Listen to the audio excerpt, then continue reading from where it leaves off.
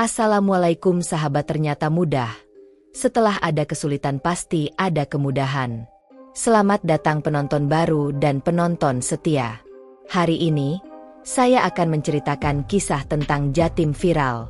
Jamaah umroh dikeroyok jutaan ular di Ka'bah. Kenapa ini bisa terjadi? Namun sebelumnya, saya sarankan untuk menuliskan sholawat kepada Nabi Muhammad, agar kelak sholawat ini bisa jadi saksi kita di akhirat. Like, share dan subscribe ke channel ini, sangat membantu menyebar dakwah Islam, dan semoga menjadi amal jariah. Siti, seorang wanita asal Malang, Jawa Timur, telah lama menabung untuk mewujudkan impian suci dalam hidupnya, berangkat umrah. Setiap pagi, setelah menyelesaikan sholat subuh, ia bekerja dengan tekun di butik kecil miliknya. Meskipun pendapatannya tak banyak, ia selalu menyisihkan sedikit uang setiap hari untuk menabung. Hatinya dipenuhi harapan bahwa suatu saat nanti, ia akan bisa melaksanakan ibadah umrah. Hari-hari yang penuh perjuangan akhirnya membuahkan hasil. Suatu pagi, Siti menerima kabar yang mengejutkan. Ia mewarisi sejumlah uang dari pamannya yang baru saja meninggal. Meskipun tak pernah dekat dengan pamannya, Siti merasa terkejut sekaligus gembira. Uang itu sepertinya merupakan berkah yang sudah lama ia tunggu. Dengan hati yang penuh rasa syukur, ia memutuskan untuk menambahkannya ke tabungannya dan segera membeli tiket umrah. Kebahagiaannya semakin bertambah saat ia mendengar suara adzan berkumandang di jalanan. Siti berhenti sejenak untuk melaksanakan sholat di musala kecil yang terletak tak jauh dari rumahnya. Dengan penuh harap, ia memanjatkan doa kepada Allah, memohon agar segala urusan umrahnya dimudahkan. Setelah selesai, ia melanjutkan perjalanan menuju butik, di mana ia akan melanjutkan pekerjaannya. Setiap hari, Siti selalu berdoa agar uang tabungannya cukup segera. Dan kini, dengan tambahan warisan tersebut, impiannya untuk berangkat umrah semakin dekat. Namun, meski ia merasa senang, ada sesuatu yang aneh mulai menghampiri. Perasaan yang tidak bisa ia jelaskan mulai menguasai pikirannya. Pada malam hari, saat ia tertidur di kamar, Siti terbangun dengan napas terengah-engah. Mimpi buruk tentang ular hitam yang mengejarnya terus menghantuinya. Ular-ular itu tampak begitu nyata, melingkar di kaki-kakinya, membuatnya tak bisa bergerak. Dengan tubuh yang masih lelah, ia terbangun dan menatap sekeliling kamar yang gelap. Perasaan tak nyaman menggelayuti dirinya. Keesokan harinya, saat sedang menyapu halaman rumah, tetangga Siti, Burina, menepuk pundaknya dan bertanya, "Siti, kamu kenapa? Muka kamu pucat sekali. Sakit?"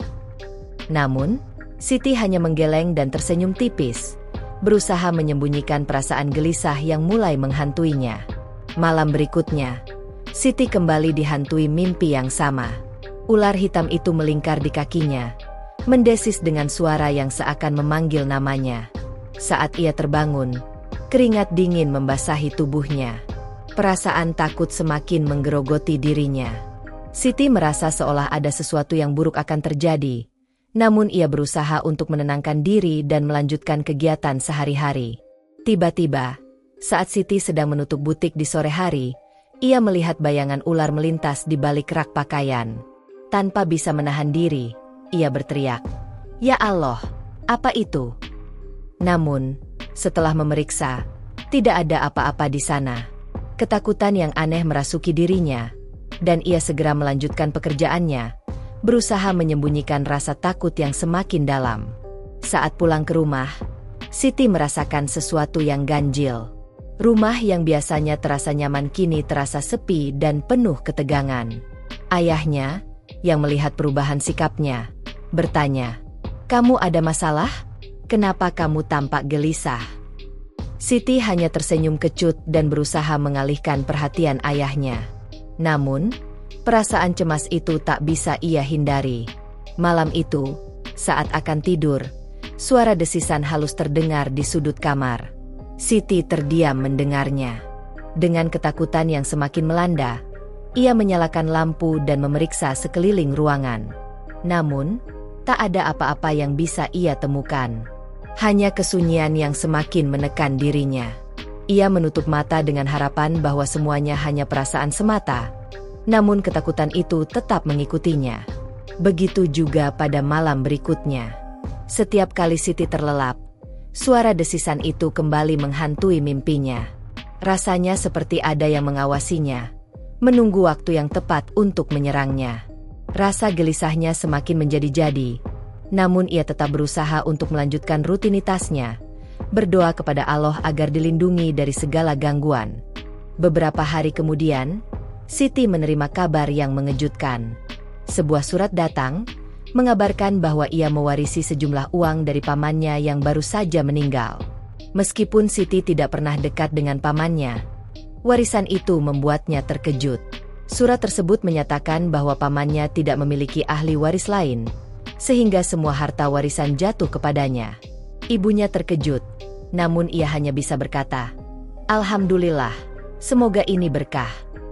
Siti merasa begitu senang. Ia melihat ini sebagai jalan untuk mempercepat impiannya pergi umrah. Tanpa menunggu lama, ia segera menyimpan uang tersebut ke dalam tabungannya dan melanjutkan persiapannya. Namun, ada sesuatu yang aneh menggelayuti dirinya. Perasaan tak tenang, seolah ada yang tidak beres dengan warisan tersebut, meskipun ia berusaha untuk mengabaikannya. Beberapa waktu setelah menerima warisan, Siti pergi ke bank untuk mengurus segala keperluan administrasi.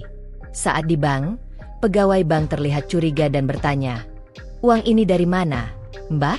"Banyak sekali." Namun, dengan percaya diri, Siti menjawab, "Ini warisan dari almarhum paman saya. Semua dokumennya lengkap." Siti menandatangani berkas-berkas tersebut, merasa lega karena transaksi berjalan lancar. Meskipun demikian, di hati kecilnya, ada perasaan tidak nyaman yang semakin tumbuh. Sesampainya di rumah, Siti menceritakan kepada orang tuanya bahwa ia telah menambah tabungan umrahnya. Ibunya hanya tersenyum. "Alhamdulillah, semoga bisa segera berangkat." Namun, ayahnya merasa curiga dengan surat warisan itu. Ia memeriksa dokumen-dokumen tersebut dengan seksama, namun tidak menemukan kejanggalan yang jelas.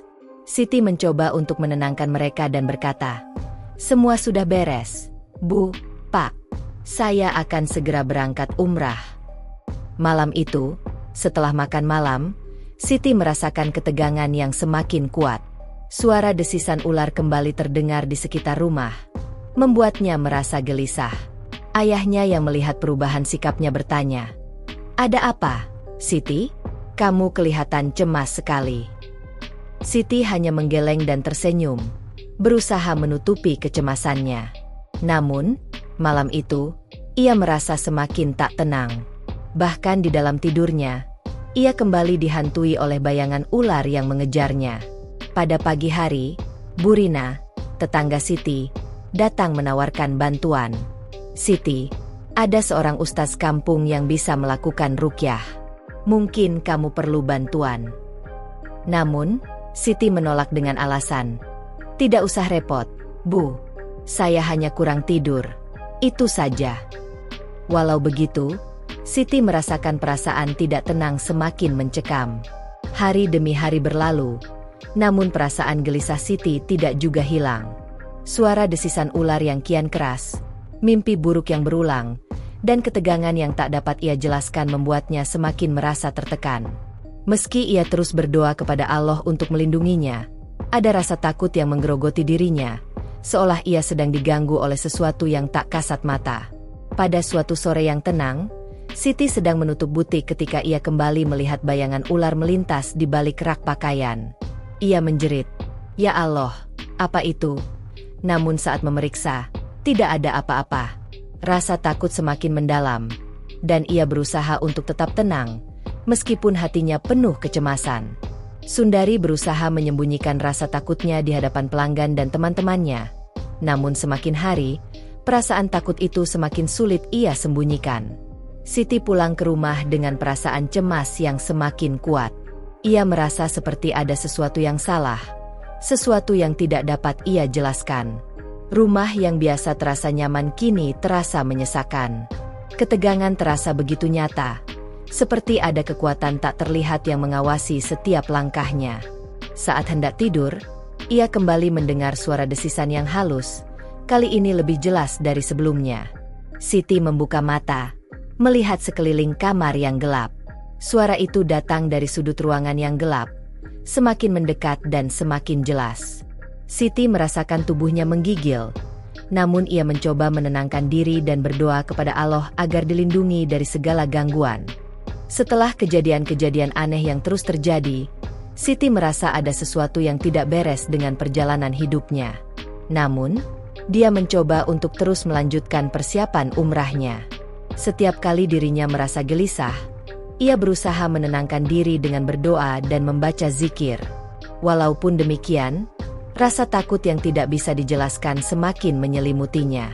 Suatu hari, saat Siti sedang bekerja di butik, sebuah amplop tanpa nama muncul di bawah pintu. Di dalamnya terdapat selembar kertas dengan tulisan yang membuat darahnya berdesir. "Berhenti gunakan uang itu." Begitu tulisannya, disertai dengan gambar ular berwarna merah yang tampak mengancam. Teman kerjanya, yang kebetulan membaca surat itu, berkata dengan suara bergetar, "Siti, ini sangat menakutkan. Kamu punya masalah dengan seseorang." Siti hanya diam dan tidak menjawab panjang lebar. Perasaannya semakin kacau, dan meskipun ia ingin berbicara tentang apa yang dirasakannya, ia memilih untuk menyimpan ketakutannya sendiri. Dengan cepat, ia melanjutkan pekerjaannya, mencoba untuk tidak terlalu memikirkan surat tersebut. Namun, suara desisan ular kembali terdengar di telinganya, semakin keras dan semakin dekat. Ketegangan semakin meningkat saat malam tiba. Di tengah kegelapan, Siti mendengar suara desisan yang semakin nyata. Kembali, perasaan takut yang mendalam menguasai dirinya, dan ia mencoba untuk menutup telinga dengan kedua tangan, berharap suara itu menghilang. Namun, ketakutan itu justru semakin besar, seakan suara ular itu mengikutinya kemanapun ia pergi. Pada pagi hari berikutnya, Siti menerima telepon dari nomor yang tidak dikenal. Suaranya terdengar misterius, dan hanya terdengar ancaman singkat, "Kau akan membayar semuanya." Sebelum Siti sempat merespons, panggilan itu terputus. Rasa cemas semakin menyelimutinya. Ibunya yang melihat perubahan sikapnya bertanya, "Siapa yang menelepon? Siti, kenapa kamu terlihat semakin gelisah?" Siti menjawab singkat, "Tidak kenal, mungkin hanya orang iseng." Namun, di dalam hatinya, ia merasa ada sesuatu yang sangat serius sedang terjadi. Semakin hari, ketakutannya semakin mendalam, dan ia merasa seolah tak bisa menghindari kehadiran ancaman-ancaman yang datang. Setelah semua persiapan selesai, akhirnya tiba saatnya bagi Siti untuk berangkat ke Tanah Suci. Ia merasa lega, meskipun perasaan cemas masih menghantuinya. Ibunya yang menyertai Siti menuju bandara merasa khawatir melihat anaknya tampak lelah dan gelisah. Siti sendiri berusaha untuk tetap tersenyum, meskipun hatinya penuh dengan kecemasan yang terus mengganggu. Namun, saat berada di bandara, Siti merasakan keanehan yang tak bisa dijelaskan. Ketika ia sedang mengantri untuk check-in, tiba-tiba rasa sakit yang tajam menyerang kepalanya. Ia berusaha untuk menepisnya, mengatakan pada ibunya, "Mungkin karena kurang tidur. Saya akan istirahat di pesawat nanti." Namun, meskipun begitu, rasa sakit itu semakin terasa, membuat Siti semakin khawatir. Setelah perjalanan yang penuh ketegangan, Siti dan rombongan tiba di Makkah. Sesampainya di sana, ia merasa semakin gelisah. Saat mereka berjalan menuju Masjidil Haram, bau busuk yang tidak bisa dijelaskan tiba-tiba menyengat hidung Siti. Ia menutup hidungnya dengan tangan, namun bau itu semakin kuat, membuatnya semakin cemas. Ibunya bertanya, "Endari, kenapa kamu tutup hidung? Ada apa?" Siti hanya menggeleng, tidak mampu menjelaskan perasaannya. Semua jamaah di sekitar tampak biasa saja. Tidak ada yang merasakan apa yang Siti alami. Siti mencoba untuk melanjutkan ibadahnya, namun rasa pening semakin menguasai dirinya. Ketika tiba di area tawaf, ia merasa dunia seakan berputar, dan langkahnya menjadi terhuyung-huyung. Di saat itulah, di antara kaki-kaki jamaah, ia melihat sebuah bayangan hitam melintas begitu cepat. sebuah ular hitam yang meluncur di antara kerumunan jamaah. Siti terperanjat, tubuhnya gemetar, dan dengan cepat ia mengucapkan doa tanpa henti, berharap perlindungan dari Allah. Dalam kebingungannya, Siti bertanya pada pembimbing umrah, "Ustaz, bolehkah saya istirahat dulu?" Pembimbing itu mengangguk dan menyarankan Siti untuk duduk sejenak di sisi area tawaf. Namun, meskipun ia duduk untuk beristirahat, perasaan was-was itu tak kunjung hilang. Bau busuk yang ia cium semakin kuat dan menyesakkan dadanya. Ia merasa seperti ada yang tidak beres. Namun ia tidak tahu apa yang harus dilakukan. Siti semakin merasakan ada yang aneh dengan perjalanan umrahnya. Semua keanehan yang ia alami seakan berkumpul dan menghampirinya di setiap langkah. Namun, ia tidak tahu apa yang sebenarnya sedang terjadi dan bagaimana ia bisa menghadapinya. Saat Siti dan rombongan melanjutkan ibadah di Masjidil Haram, keanehan semakin menjadi-jadi. Setelah menyelesaikan tawaf, mereka bergerak menuju area sa'i untuk melaksanakan ritual lainnya. Namun, meskipun ramai dengan jamaah, Siti merasa seperti ada yang berbeda. Hawa panas tiba-tiba mengalir begitu saja, dan setiap langkahnya terasa semakin berat. Siti yang mulai kelelahan merasa tubuhnya semakin lemah. Ia merasakan desisan halus kembali menyelimuti telinganya, seolah suara itu mengikuti setiap langkahnya. Siti terus memejamkan mata, berusaha menepis ketakutan yang merayap dalam dirinya. Namun, suara itu semakin jelas dan semakin mengganggu. Ketika Siti berhenti sejenak untuk duduk, seorang jamaah tua dari kampung sebelah menghampirinya dan berkata dengan suara pelan, "Nak, rezeki itu harus bersih. Jangan sampai kita membawa beban salah." Kata-kata itu membuat Siti terhenyak. Ia merasakan peringatan yang datang begitu tiba-tiba, namun ia tak tahu bagaimana cara menyikapinya. Tawaf dan sa'i pun akhirnya selesai. Namun, Siti masih merasa ada yang mengawasi dirinya. Bahkan ketika mereka kembali ke hotel, perasaan cemas itu tak kunjung hilang. Di restoran hotel, Siti merasa mata pelayan yang mengantarkan minuman menatapnya dengan tatapan aneh. Pelayan itu berkata pelan, "Hati-hati dengan apa yang kau bawa." Siti semakin gelisah. Apa maksudnya? Pikirnya dalam hati. Namun, ia tidak sempat bertanya lebih lanjut, karena pelayan itu langsung berbalik pergi. Ibunya, yang duduk di sampingnya, melihat perubahan pada wajah Siti dan bertanya, "Ada apa, Endari? Kamu kenapa gelisah sekali?" Siti hanya bisa menjawab, "Tidak ada apa-apa, Bu. Mungkin saya hanya terlalu lelah." Namun, jauh di dalam hatinya, ia tahu bahwa ada sesuatu yang salah. Malam hari kembali tiba.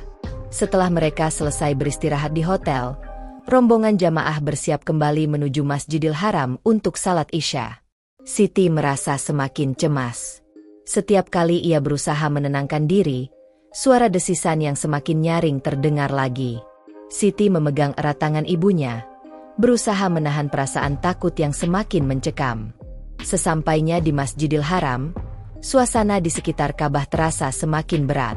Siti merasa ada yang tidak beres. Seolah ada sesuatu yang tak tampak oleh mata, namun bisa dirasakan oleh setiap orang yang ada di sana. Ketika Siti melangkah menuju area salat, ia merasakan hawa dingin yang begitu tajam menyentuh tubuhnya, membuatnya menggigil. Ibunya yang melihat perubahan pada Siti bertanya, "Endari, kamu demam ya?" Siti hanya menggelengkan kepala. Ia berusaha untuk tetap fokus pada salat, tetapi perasaan yang semakin buruk membuat langkahnya goyah. Tak lama kemudian, di tengah kesunyian Masjidil Haram, Siti melihat bayangan ular hitam melintas di antara tiang-tiang masjid. Ia hampir tak bisa mempercayainya. Ular itu meluncur begitu cepat, seakan mengarah padanya. Hatinya mulai berdebar lebih cepat, dan ia hanya bisa berdoa dalam hati, berharap perlindungan dari Allah. Dengan langkah yang semakin terhuyung, Siti melanjutkan salat. Namun, semakin lama, rasa pening semakin menguasai tubuhnya. Di sekelilingnya, para jamaah tampak sibuk melaksanakan salat, sementara ia merasa tubuhnya semakin lemah. Ketika selesai salat, Siti bertanya pada ustaz pembimbing, "Ustaz, apakah saya boleh istirahat sejenak? Ustaz itu mengangguk, memberikan izin. Siti duduk di pinggir area. Namun rasa tak nyaman itu semakin besar. Bau busuk yang tadi tercium mulai kembali menyengat, semakin menguatkan perasaan cemas di dalam dirinya. Setiap kali Siti menarik napas panjang, bau itu terasa semakin kuat. Di tengah keheningan itu, Siti kembali melihat bayangan ular hitam melintas di antara jamaah. Kali ini lebih nyata dari sebelumnya. Ular itu tampak besar dan mengerikan. Siti merasa semakin takut. Ia menatap sekeliling, namun tidak ada seorang pun yang menyadari apa yang sedang ia alami. Siti semakin panik. Tubuhnya gemetar hebat. Namun, ketika ia mencoba untuk bangkit dan melanjutkan perjalanan, tiba-tiba ia merasakan sesuatu yang lebih menakutkan. Ular-ular itu muncul lagi. Kali ini lebih banyak. Muncul dari segala arah dan melingkari kaki Siti, sementara tubuhnya semakin lemas. Siti berteriak, "Ya Allah, lindungi aku!" Tetapi suara teriakan itu tenggelam oleh desisan ular yang semakin mendekat. Siti merasakan tubuhnya lemah seiring ular-ular itu semakin mengelilinginya, merayap dengan cepat dan melilit erat. Setiap gigitan ular menambah rasa sakit yang tak terlukiskan. Para jamaah di sekitar Ka'bah berteriak panik, melihat ular-ular besar itu menggigit Siti tanpa henti. Suara desisan ular semakin mengerikan, sementara tubuh Siti terkapar di lantai marmer yang suci. Ayahnya, yang berada di dekatnya, berusaha berlari menuju Siti. Dengan penuh kekhawatiran, ia berteriak, "Endari, tahan, kami akan bantu." Namun, setiap kali ia mencoba meraih tangan Siti, tubuhnya terdorong mundur seolah ada kekuatan tak terlihat yang mendorongnya. Ular-ular itu semakin banyak, semakin ganas, dan seakan tidak bisa dihentikan. Para jamaah yang melihat kejadian itu hanya bisa mundur, takut dan ngeri menyaksikan pemandangan yang begitu mengerikan. Beberapa petugas keamanan datang berlari menuju Siti, mencoba untuk menyelamatkan. Namun, ular-ular itu tetap melilit tubuh Siti, tidak peduli dengan usaha petugas yang mencoba mengusirnya. Mereka memukul-mukul ular dengan tongkat, namun sepertinya itu sia-sia. Ular-ular itu semakin ganas, seolah kebal terhadap usaha mereka. Siti, yang sudah sangat lemah, berteriak kesakitan. Setiap gigitan ular yang masuk ke tubuhnya membuatnya semakin lemah. "Ampuni saya, ya Allah!" teriaknya dalam kesakitan yang luar biasa. Namun, tak ada yang dapat menghentikan serangan ular-ular itu. Jeritan Siti terdengar begitu memilukan, mengiris hati setiap orang yang menyaksikan. Beberapa jamaah mulai mengingatkan sesama, "Inilah azab dari Allah. Bertobatlah, jangan pernah menginginkan harta yang tidak halal." Mereka melihat dengan ngeri, menyaksikan betapa besar akibat dari tindakan yang salah. Di tengah hiruk-pikuk itu, Siti yang sudah tak mampu bergerak lagi hanya bisa menggigil. Tubuhnya dipenuhi oleh luka-luka akibat gigitan ular yang semakin membengkak. Siti yang dalam kondisi kritis mulai bersuara lirih, "Uang warisan itu bukan hak kami. Maafkan saya, Ayah, Ibu." Dengan suara yang hampir tak terdengar, ia mengakui dosa besar yang selama ini ia simpan. Uang yang ia terima dari pamannya, yang kini menjadi sumber azab baginya, ternyata merupakan uang haram, hasil dari perbuatan jahat pamannya yang merampas hak orang lain. Ayahnya, yang mendengar pengakuan itu, terkejut. Ia terjatuh bersimpuh di sisi tubuh Siti yang sudah penuh dengan luka-luka. "Kenapa kamu tidak bilang dari awal, Endari?" jeritnya penuh penyesalan. "Kenapa tidak memberitahukan kami tentang asal-usul uang itu?" Tangisan ayahnya semakin memekakan telinga, sementara Siti sudah hampir tak bisa bergerak lagi. Semua itu sudah terlambat, dan penyesalan itu datang terlalu tiba-tiba. Ular-ular itu semakin besar dan semakin ganas. Mereka terus menyerang tubuh Siti dengan gigitan-gigitan yang semakin dalam, membekas di kulitnya yang kini mulai membiru. Jeritan Siti semakin lemah, dan dalam kondisi yang semakin memburuk, ia mengucapkan kata-kata terakhirnya, "Ampuni saya, ya Allah." Sebelum akhirnya tubuhnya terkulai lemas di atas lantai marmer yang penuh dengan darah. Di sekitar Ka'bah, Suasana mencekam. Semua jamaah yang menyaksikan tragedi ini terdiam. Tak ada yang berani mendekat.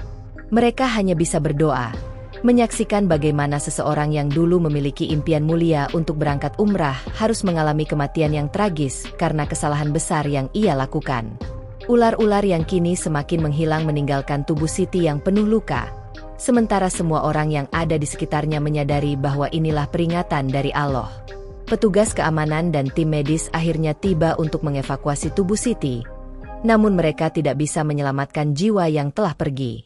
Seorang ustaz yang turut menyaksikan tragedi itu berkata dengan suara bergetar, "Inilah peringatan bagi kita semua. Jangan pernah mengambil yang bukan hak kita, karena azab Allah datang tanpa kita duga." Ibunya yang menangis histeris, memeluk tubuh Siti yang sudah tak bernyawa. "Kenapa ini harus terjadi?" teriaknya, merasakan kehilangan yang begitu besar. Seluruh rombongan jamaah yang ada di sekitar Ka'bah pun merasakan kepedihan yang mendalam, menyadari bahwa setiap perbuatan kita di dunia ini akan ada akibatnya. Suasana di sekitar Ka'bah tampak mencekam.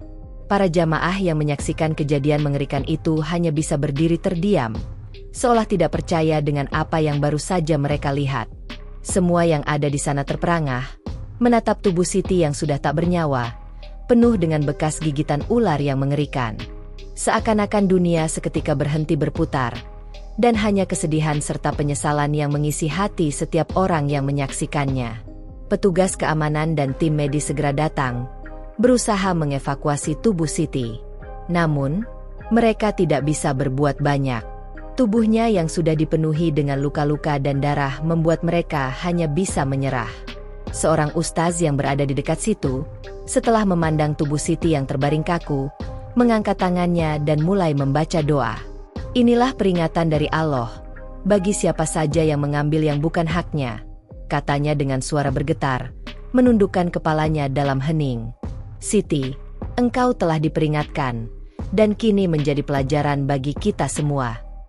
Di sekitar tubuh Siti, para jamaah mulai berbicara pelan, membahas kejadian ini dengan penuh keheranan.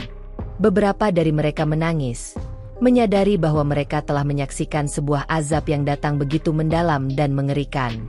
"Tidak ada yang tahu, ya," kata seorang jamaah dengan suara serak, "bahwa rezeki yang tidak halal bisa membawa kita pada azab yang seperti ini."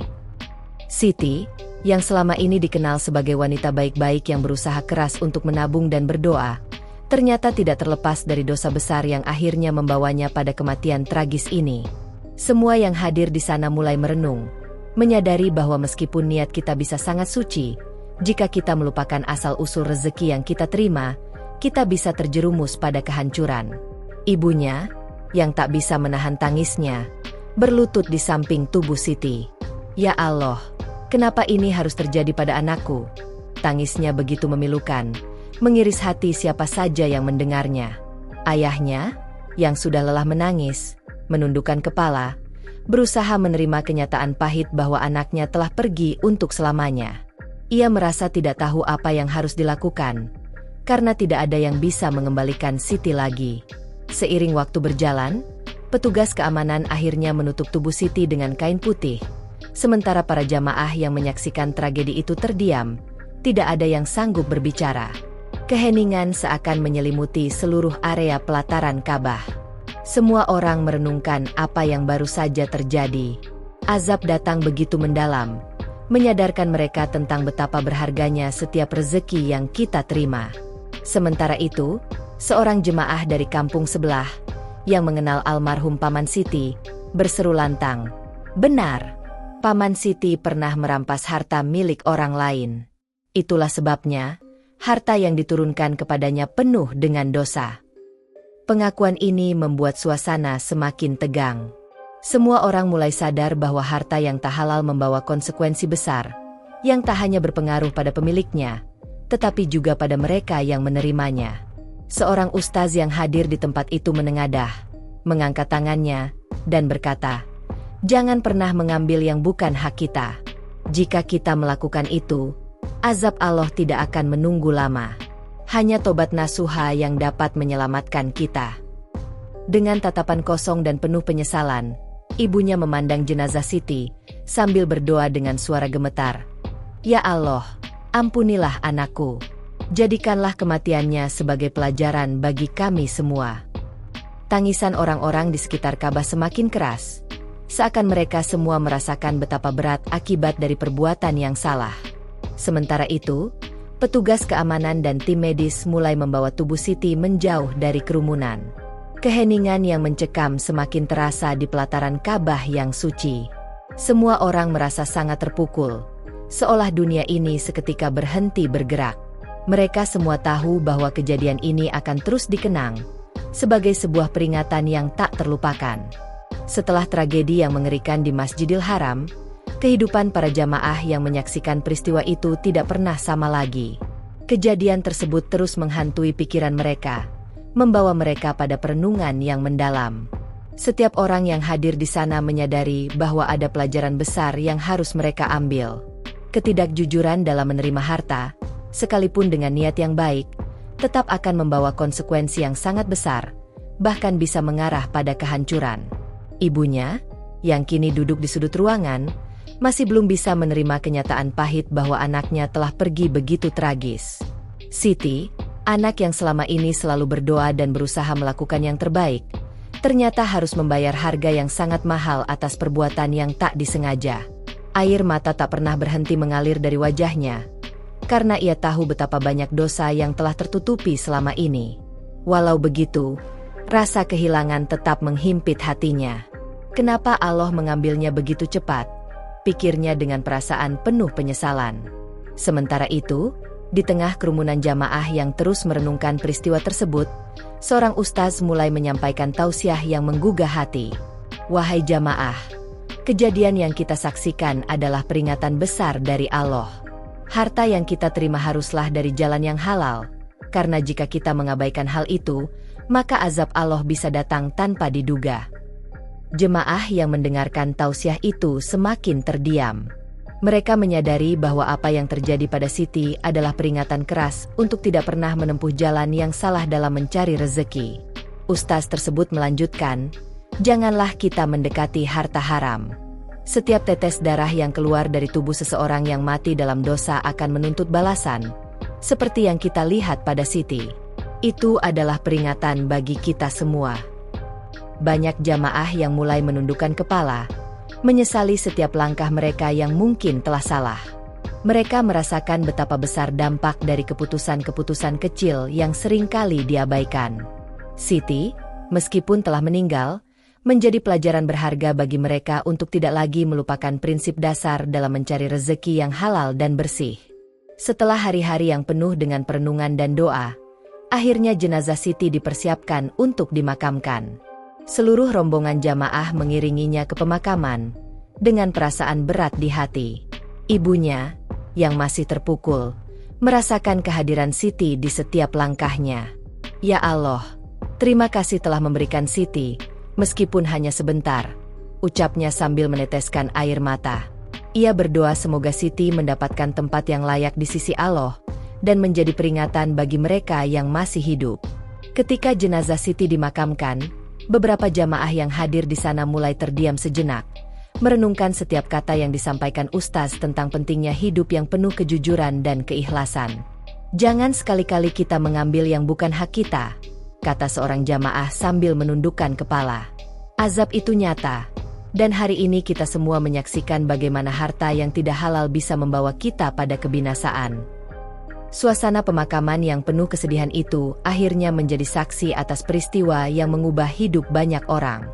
Setiap langkah yang mereka ambil ke depan akan selalu dihantui oleh peringatan dari Allah yang datang begitu mendalam. Semoga kita bisa lebih berhati-hati dan selalu menjaga niat kita, ujar seorang jamaah dengan suara pelan. Setelah peristiwa itu, cerita tentang Siti segera menyebar ke seluruh penjuru dunia. Kejadian yang mengerikan ini menjadi viral di kalangan umat Muslim, dan banyak yang mulai merenung. Banyak orang yang sebelumnya mengabaikan hukum halal haram dalam mencari rezeki kini mulai memperbaiki diri, menjadikan Siti sebagai pelajaran berharga tentang betapa pentingnya menjaga kejujuran dalam hidup. Siti mungkin telah pergi, namun kisah hidup dan kematiannya tetap tinggal. Ia menjadi simbol peringatan bagi mereka yang hidup di dunia ini untuk tidak melupakan bahwa setiap amal perbuatan, sekecil apapun, pasti akan ada balasannya. Kejadian ini bukan hanya mengajarkan tentang azab, tetapi juga mengingatkan kita bahwa setiap keputusan yang kita buat berhubungan langsung dengan keberkahan hidup kita di dunia dan akhirat. Setelah pemakaman Siti, kehidupan di sekitar Ka'bah perlahan kembali berjalan seperti biasa. Meskipun bagi mereka yang menyaksikan peristiwa itu, segalanya tak akan pernah sama lagi. Kejadian tragis yang terjadi pada Siti telah meninggalkan jejak mendalam dalam hati setiap jamaah yang hadir di sana. Semua orang mulai lebih berhati-hati dalam menerima harta dan mengejar rezeki, menyadari bahwa tanpa kejujuran dan keberkahan, segala usaha bisa berakhir dengan tragedi. Namun, meskipun Siti telah meninggal, warisan yang ditinggalkan oleh pamannya masih terus menghantui keluarga yang ditinggalkannya. Ibunya merasa sangat bersalah karena telah mengizinkan anaknya menerima warisan tersebut. Ketika dia menyadari bahwa uang itu adalah harta yang tidak halal, penyesalan mendalam menghimpit hatinya. Andai saja aku tahu sejak awal, mungkin anakku masih ada di sini, pikirnya setiap malam. Namun, penyesalan itu sudah terlambat, dan Siti telah pergi. Ayahnya yang sejak awal merasa ada yang tidak beres dengan warisan tersebut, kini merasa seolah telah kehilangan lebih dari sekadar anaknya. Bagaimana bisa saya tidak menyadari bahwa harta itu bukan milik kami? Katanya pada dirinya sendiri, merasakan beban yang sangat berat. Ia merasa bahwa segala yang terjadi adalah akibat dari keputusan yang diambil tanpa mempertimbangkan dengan baik-baik. Setelah kembali ke rumah, ibunya terus merenung tentang apa yang harus dilakukan dengan warisan tersebut. Ia tahu bahwa harta itu harus dikembalikan, tetapi tidak tahu bagaimana caranya. Setelah berbicara dengan beberapa orang yang lebih paham, mereka memutuskan untuk mengembalikan uang tersebut kepada pihak yang berhak, agar tidak ada dosa yang terus menghantui mereka. Namun, keputusan itu bukanlah hal yang mudah. Perasaan malu dan takut menghadapi kenyataan semakin menggerogoti hati mereka. Suatu malam, saat ibunya sedang berdoa di sudut rumah, ia merasa terdorong untuk pergi ke makam Siti. Dengan hati penuh penyesalan, ia duduk di samping makam anaknya dan berkata, "Anakku, maafkan ibu. Ibu tak tahu kalau harta yang kamu terima itu akan membawa azab. Semoga ini menjadi pelajaran bagi kami semua." Di tengah kesedihannya, ia merasakan kedamaian yang sedikit meresap dalam hatinya. Semoga Siti mendapatkan tempat yang layak di sisi Allah. Ia berdoa dalam hati, memohon ampun atas segala dosa yang telah diperbuat. Di sisi lain, ayahnya juga merasa kehilangan. Setiap kali ia melewati tempat-tempat yang biasa dikunjungi oleh Siti, kenangan tentang anaknya yang penuh semangat untuk pergi umrah kembali teringat. Namun, sekarang, ia hanya bisa berdoa agar anaknya mendapatkan kebahagiaan yang hakiki di akhirat, meskipun dunia telah mengambilnya terlalu cepat. Warisan itu akhirnya dikembalikan kepada pihak yang berhak, dan keluarga Siti merasa sedikit lega. Namun, meskipun mereka telah berusaha untuk memperbaiki kesalahan, beban moral tetap terasa. Setiap malam, mereka selalu berdoa agar Allah memberikan jalan keluar bagi segala dosa yang telah mereka lakukan. Ibunya berkata kepada suaminya, "Walau anak kita telah pergi, semoga dengan mengembalikan uang itu, Allah memberi ampunan bagi kita semua." Di tengah kesedihan yang mendalam, mereka mulai melanjutkan hidup. Namun mereka tak pernah bisa melupakan pelajaran besar yang telah diajarkan oleh Siti. Kisah tragis ini mengajarkan mereka bahwa keberkahan dalam hidup tidak hanya datang dari usaha, tetapi juga dari niat yang tulus dan jalan yang benar.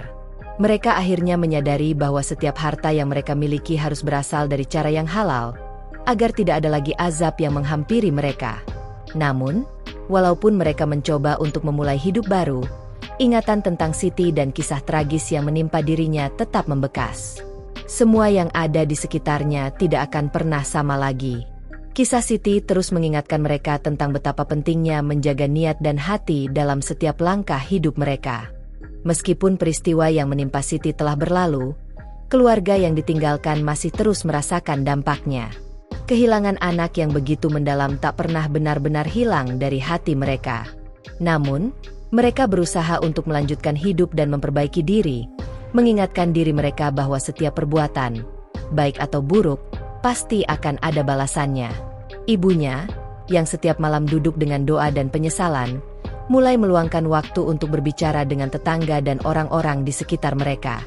Ia mengisahkan kisah tentang Siti dengan tujuan untuk memperingatkan mereka tentang bahaya menerima harta yang tidak halal. Jangan pernah takut untuk menolak uang yang tidak bersih, katanya dengan penuh keyakinan. Allah akan memberikan yang lebih baik jika kita bersabar dan menjaga kejujuran dalam hidup kita. Cerita tentang Siti menjadi peringatan bagi banyak orang di desa itu. Sejumlah tetangga dan teman-teman yang pernah berinteraksi dengan Siti merasa terkejut dan terharu mendengar kisahnya. Mereka mulai bertanya-tanya tentang keberkahan dalam hidup mereka masing-masing, dan apakah mereka sudah cukup menjaga kejujuran dalam mencari rezeki.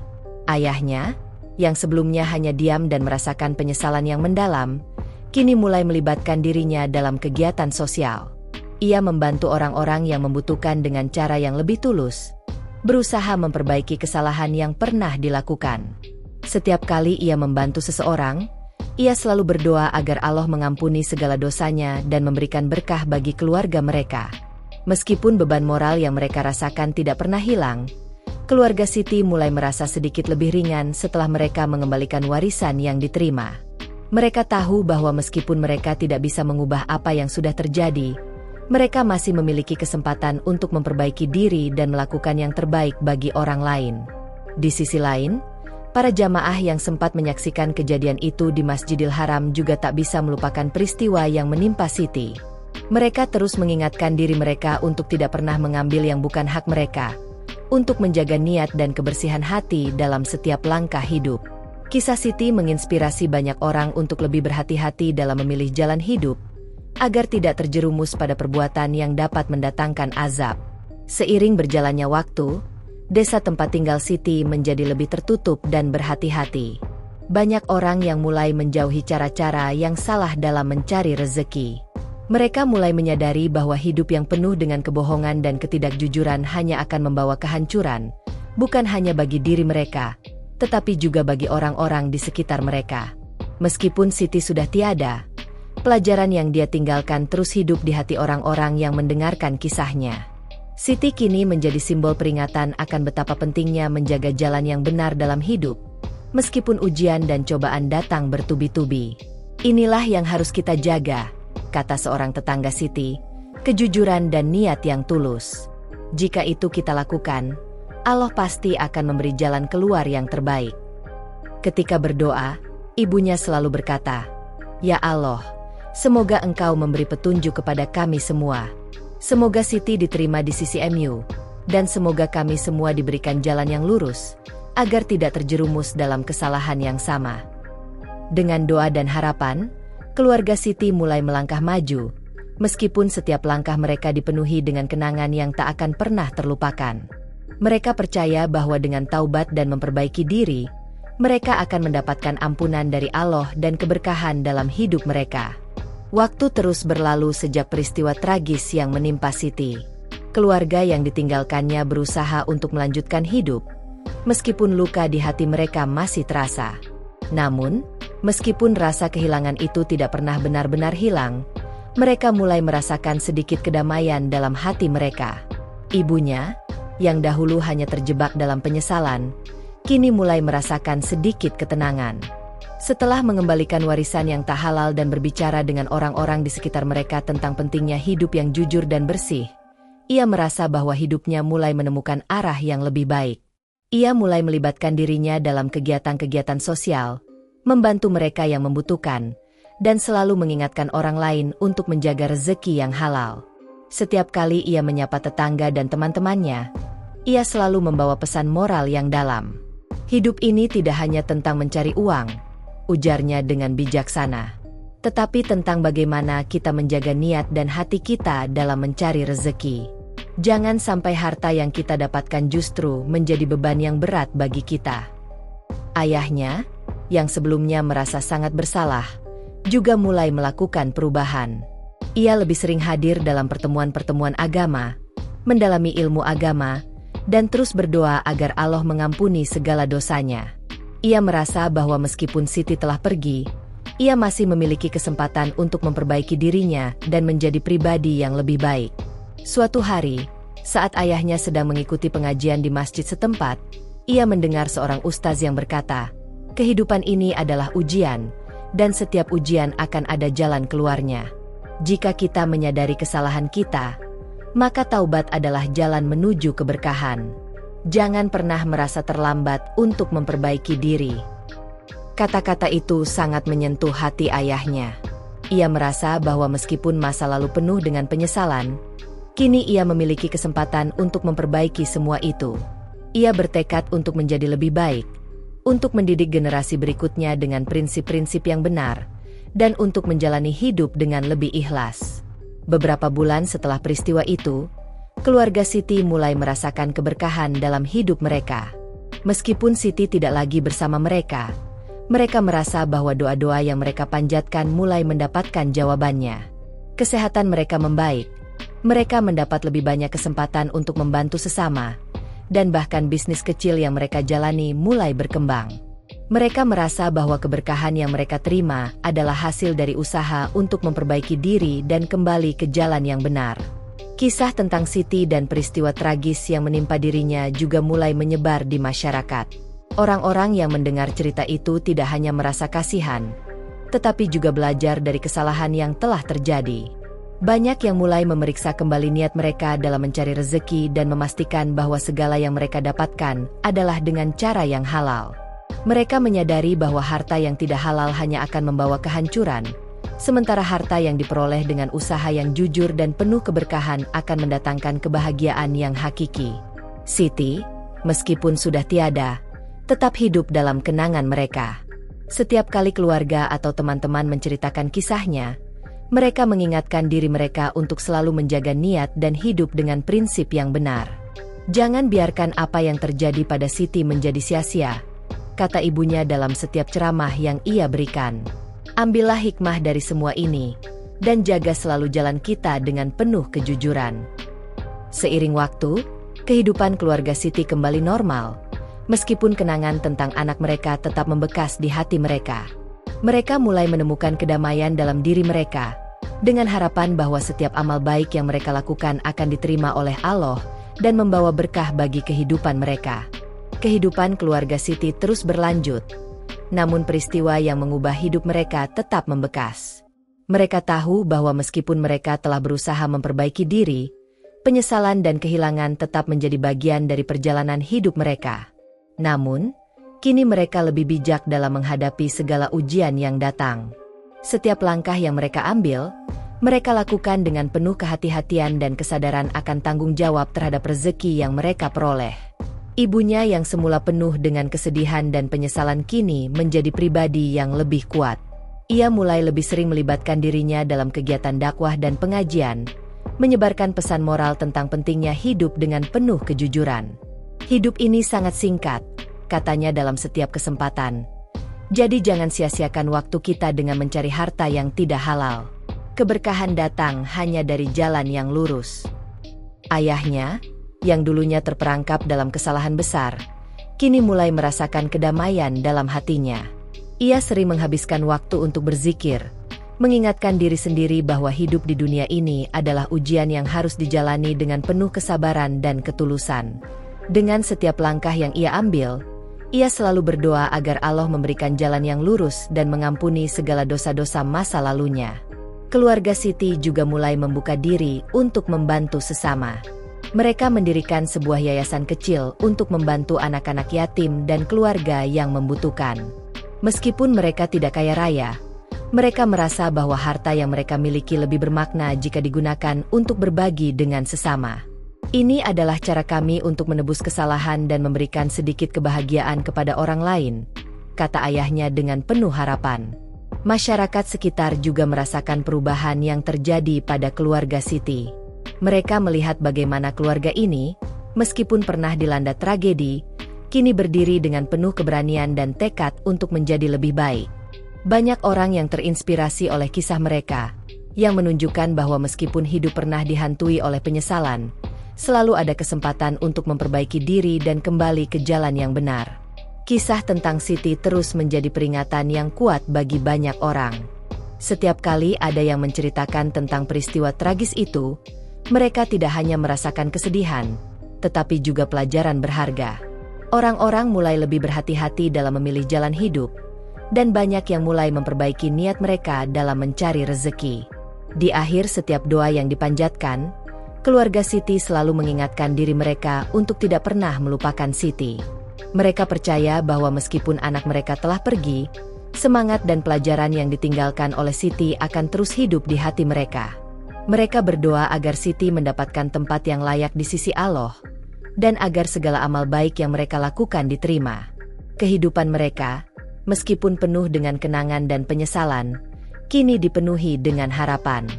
Mereka tahu bahwa setiap langkah yang mereka ambil harus dilandasi dengan niat yang baik dan kejujuran. Mereka percaya bahwa hidup ini adalah anugerah yang harus dijalani dengan penuh rasa syukur dan kesadaran bahwa setiap amal baik akan mendatangkan keberkahan. Dengan doa dan usaha yang terus berlanjut, keluarga Siti akhirnya menemukan kedamaian yang selama ini mereka cari.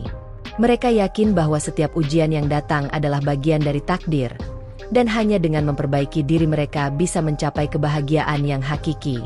Di hati mereka, Siti tetap hidup, sebagai simbol keberanian dan pelajaran berharga bagi semua orang yang mengenal kisahnya.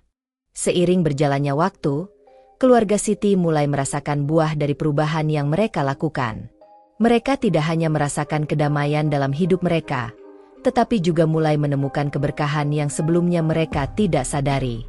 Meskipun Siti telah tiada, semangat dan ajaran yang dia tinggalkan terus hidup, menginspirasi setiap langkah yang mereka ambil. Ibunya, yang dulunya diliputi rasa bersalah dan penyesalan, kini merasa lebih ikhlas. Dengan penuh ketulusan, ia terus menyebarkan pesan-pesan moral kepada orang-orang di sekitarnya. Setiap kali ada yang bertanya tentang perjuangannya dan keluarga Siti, ia menceritakan kisah mereka dengan penuh kejujuran. Hidup ini adalah ujian, katanya kepada mereka yang mendengarkan. Dan Allah tidak akan menguji hambanya melebihi batas kemampuan mereka. Kita hanya perlu belajar dari kesalahan dan selalu berusaha untuk kembali ke jalan yang benar. Ayahnya, yang dahulu selalu merasa tertekan dengan keputusan-keputusan yang diambilnya, kini menjadi pribadi yang lebih sabar dan tawakal. Setiap hari, ia menghabiskan waktu untuk berzikir, membaca Al-Quran, dan mendalami ilmu agama. Ia merasa bahwa ini adalah cara terbaik untuk membersihkan hatinya dan memperbaiki setiap kesalahan yang telah ia lakukan. Saya tidak bisa mengubah masa lalu, katanya dengan tenang, tapi saya bisa memperbaiki diri di masa depan. Mereka juga mulai memberikan perhatian lebih kepada masyarakat sekitar. Yayasan yang mereka dirikan untuk membantu anak-anak yatim dan keluarga kurang mampu mulai berkembang. Mereka bekerja sama dengan berbagai pihak untuk memberikan bantuan yang lebih luas. Kami tidak banyak, tetapi yang kami miliki kami berikan dengan tulus, ujar ayahnya dengan penuh rasa syukur. Ini adalah cara kami untuk menebus kesalahan dan memberi sedikit kebahagiaan kepada mereka yang membutuhkan. Kisah Siti yang tragis dan penuh pelajaran kini menjadi cerita yang sering dibagikan oleh banyak orang. Para tetangga dan teman-teman mulai memperhatikan perubahan besar dalam keluarga ini, dan mereka semua merasa terinspirasi. Banyak yang datang kepada mereka untuk meminta nasihat tentang bagaimana menjalani hidup dengan penuh kejujuran, dan bagaimana menjaga niat dalam mencari rezeki. Kehidupan itu berharga, kata seorang tetangga yang sering berdiskusi dengan keluarga Siti, dan kita harus selalu ingat bahwa apa yang kita peroleh harus datang dari jalan yang bersih. Tidak hanya itu, keluarga Siti juga mendapatkan dukungan yang tak terduga dari mereka yang pernah mengenal Siti. Banyak orang yang mengirimkan doa untuknya, berharap bahwa segala kesalahan yang dilakukan oleh keluarga Siti akan diampuni oleh Allah. Semoga apa yang kita lakukan hari ini membawa keberkahan di dunia dan akhirat, kata seorang teman keluarga yang datang memberi dukungan. Meski mereka tak pernah bisa melupakan Siti, keluarga ini kini merasa lebih kuat. Setiap malam, ibunya duduk di dekat jendela dan berdoa untuk Siti. Ia memohon agar anaknya yang telah pergi mendapatkan tempat yang terbaik di sisi Allah, dan agar semua yang mereka lakukan diterima sebagai amal baik. Anakku, semoga kamu damai di sana. Kami akan terus berusaha untuk menjadi lebih baik, ucapnya sambil meneteskan air mata, yang kali ini bukan lagi air mata penyesalan, tetapi air mata harapan dan doa yang tulus. Kehidupan mereka, meskipun penuh dengan kenangan yang tak mudah dilupakan, kini dipenuhi dengan semangat baru untuk hidup dengan lebih baik. Mereka tahu bahwa jalan yang benar tidak selalu mudah, tetapi mereka percaya bahwa Allah akan memberikan kemudahan bagi siapa saja yang berusaha untuk kembali ke jalannya. Dan di balik semua perubahan itu, Siti tetap hidup dalam kenangan mereka. Nama Siti tidak hanya dikenang karena tragedi yang menimpanya, tetapi juga karena pelajaran yang ditinggalkan tentang pentingnya menjaga niat dan selalu berusaha hidup dengan jujur. Sebagai keluarga, mereka tahu bahwa mereka akan terus mengenang Siti sebagai simbol pengingat yang kuat tentang keberkahan dan pentingnya hidup dengan hati yang bersih.